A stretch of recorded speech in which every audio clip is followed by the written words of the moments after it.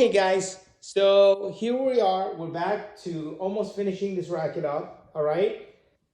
So again, let me okay. Let me just finish stringing this tennis string up. Again, my video thing is always in my way when I'm swinging my racket, my stringing machine around. We're almost finished. We only have a few more left. All right. There we go.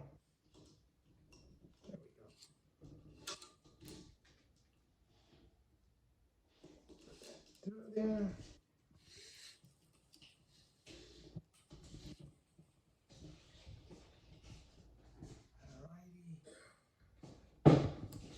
Again, my video thing is always in my way, which is a little bit of a pain in the you know what. But I'm just trying to give you guys some video on this thing. That's what it is.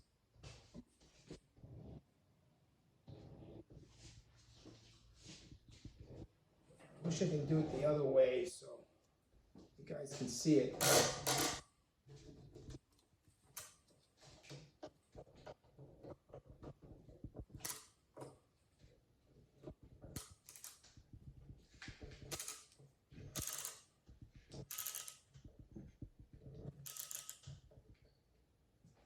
Okay. Pulling string tension on it. Here we go.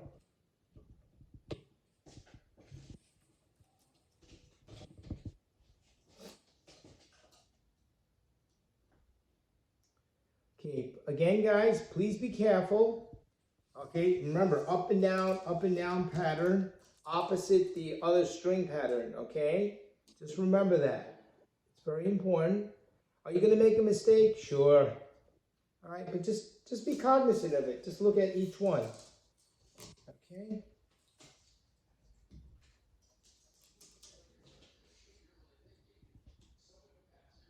And when you start to learn how to string the racket, you're going to have a feel for it. Your fingers, you feel it. You feel whether or not it's the correct tension or whatever it is. Okay? Again, everybody relax. Take it easy. No need to get upset about every single thing that there is. All right? So I'm going to pull the string through. Pull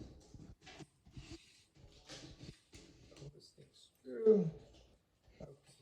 I really hate that the camera is in my way, all right? It's not as if I can turn everything around to really give you a good look at what's going on. Okay.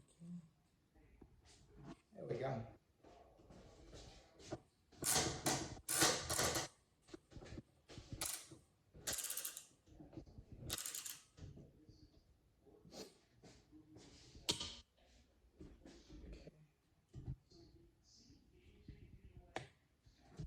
Remember what I said, all right? I'm getting to the top of this racket here. So, number one, you're going to have a, there we go.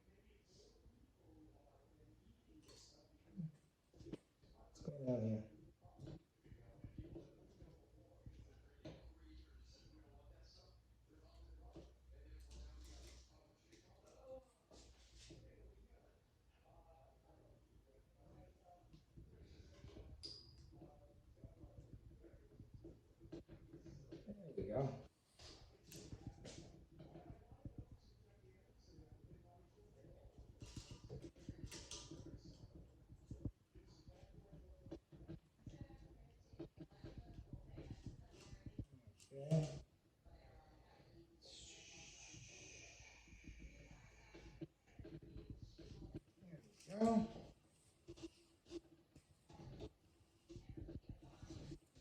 Okay, pull this. I believe I have like 1 or 2 more strings left, and that's it. Pull this tight. Okay, pull it tight. There we go. Okay, get this over here. Now, as we get to the top of the strings over here, the top tension on the racket here doesn't really make much of a difference because the string bed pattern and everything is pretty much very, very tight. So let me loosen this up. Okay, we're almost at the end. Remember what I said, okay? When you get towards the end, it's not as if you have to go into the very next hole, all right? You have to understand that there's spaces between it. Okay, so let's put it over here. Put it over here. Okay. There's going to be other videos on stringing and tennis string, but I always like the one-piece stringing method. And you know, in the very beginning, it's a little daunting to you, but after you get used to it and you understand how to do it, the string tensions on the string bed is very even. And do I notice a difference? Well, I mean, if you're a top tier tennis player, you know, you could probably, you know, notice whatever. But I noticed that the feel is very, very good for me. Okay. Now I'm going to tie it off. Okay. Probably go 1 more string, but I know that this is good enough for me over here. Okay, I'm going to hold the tension. I'm going to leave this clamp on over here just in case if there's a mistake or anything, that we don't end up, you know, losing all the tension in the racket. Okay, this at the end, okay, I do a couple of little different things at the end. Now, everything is secure, so not anything is going to pop out of it. But I need to get a clamp down here into here. So I normally loosen this just a tad bit, move this thing just a little over so that I can get a clamp down here to tighten it up, okay? So let me just show you on a video exactly what I'm talking about. Okay. If you look at the racket here, I'm going to get a clamp down here. So it's going to hold the tension so that I can tie the string off. Okay, let's put this over here. Okay, notice the clamp. Okay, again, from the top, going down and tighten. Okay, I have 2 clamps on here just in case anything mistakes or really I do something dumb and stupid. Okay, guys. They normally tell you to tie off on the next hole right next to it, okay? So I'm going to do that. Let me get it in there. Okay, if it's a little tight, you may need to use what is known as an awl. Okay. This tool here. Or you can tighten it up on the next hole on the bottom. Whatever you feel comfortable with. And you know what? I'm going to use the other one because it's easier. Okay? You're not going to have problems or anything like that. It's just a tie off at the very end. Okay? So if that hole's a little tight, tie it off somewhere else. There's no rules against doing anything this way or that way. As long as the string bed tension is fairly even and that you got everything through. So, here we go again. Tight the string. Good. I'm going to do it again. Okay, 1, 2. Okay, let's get the string here.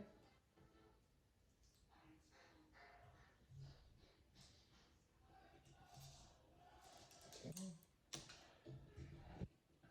It's just a regular string knot, you know, pulling it up, going through, so that when I release the tension, everything pulls tight. So I'm going to release this. Good. Okay. It looks good to me. All right. So I'm going to release the other one. That's what I just did. I'm going to do a visual check on each one just to make sure I did everything correctly, okay? God forbid I did it wrong, all right? So everything's tight, everything is good. I feel good on the whole string, and everything is good. Now, normally when I'm doing this thing, okay, I wait till the very end before I cut these, because just in case you made a mistake, you can unravel your string. And if you spent a lot of money on string, you know, I understand how you feel. For me, my strings are relatively cheap, somewhere around $10 to $13 or something like that. Again, it's a Gamma live wire. It's a multi-filament, and it's a little soft for me. Okay, so what do we do now? Well, I checked the whole bed over here. Everything seems to be fairly straight. Okay, I don't see any mistakes whatsoever. All right, string bed tension. Damn, that's a really good string bed tension. All right, I'll get my clippers. Bada bing, bada boom. And you give about 1/4 of an inch. Okay, 1/4 of an inch to 1/2 inch, something like that. Give yourself a little leeway. Bingo. 1. Bingo. 2. Okay, just give it a little bit at the ends. Just doesn't get loose or anything like that. Okay, what do we do with the extra string? Just throw it away. I don't think you really need it. Okay, I'm gonna unloosen this, guys. I'm gonna unloosen this. Okay. Good, good, good. Here we go. Okay. Put that here, put that here. Okay.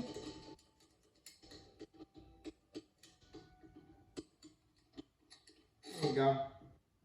Okay, so this is my first time I've ever did a video on stringing in a tennis racket.